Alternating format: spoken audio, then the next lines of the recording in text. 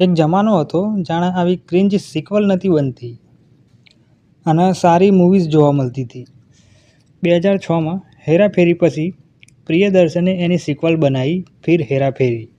અત્યારે મૂવીની સિક્વલમાં hero heroine બદલાઈ જાય છે, પણ આ મૂવીમાં લીડ એક્ટર્સ સેમ જ હતા. મૂવી હેરાફેરી જેટલી મસ્ત તો નથી, પણ એને કોમ તો કર્યું જ છે લોકોને હસાવવાનું. તો મૂવીના સ્ટાર્ટિંગમાં રાજુ, શ્યામ અને બાબુ ભૈયા અમીર થઈ ગયા હોય છે, પણ રાજુની વધારે અમીર થવાની લાલચમાં તેણે પાછા ગરીબ થઈ જાય છે અને પછી ચાલુ થાય છે અસલી મજા. અક્ષય કુમારની કોમિક ટાઈમિંગ ખરેખર બેસ્ટ છે અને બાબુ ભૈયાનો તો જલવો છે. આ મૂવીમાં સુનિલ શેટ્ટીના કેરેક્ટરને એટલું ઇમ્પોર્ટન્સ તો નહોતું આલ્યું, ચમકે મૂવીમાં બીજા કેરેક્ટર્સ વધી ગયા હતા. રાજપાલ યાદવનું કેરેક્ટર, તોતલા શેઠ, કચરા શેઠ. મૂવીના ગીતોય જબરદસ્ત હતા.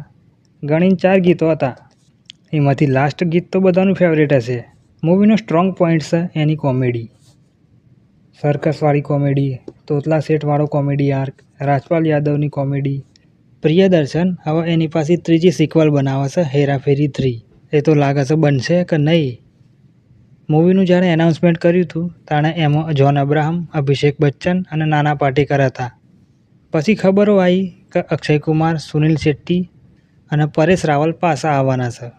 પાછું શું થયું તે પરેશ રાવલે ના પાડી દીધી. હવે પિક્ચર બનશે કે નહીં બને એ તો નક્કી નહીં, પણ તમે કમેન્ટ્સમાં જણાવજો કે તમે આજે આ પિક્ચર જોવો છો, અને જો મૂવી ગમી હોય તો એક સબસ્ક્રાઈબ કરતા જજો.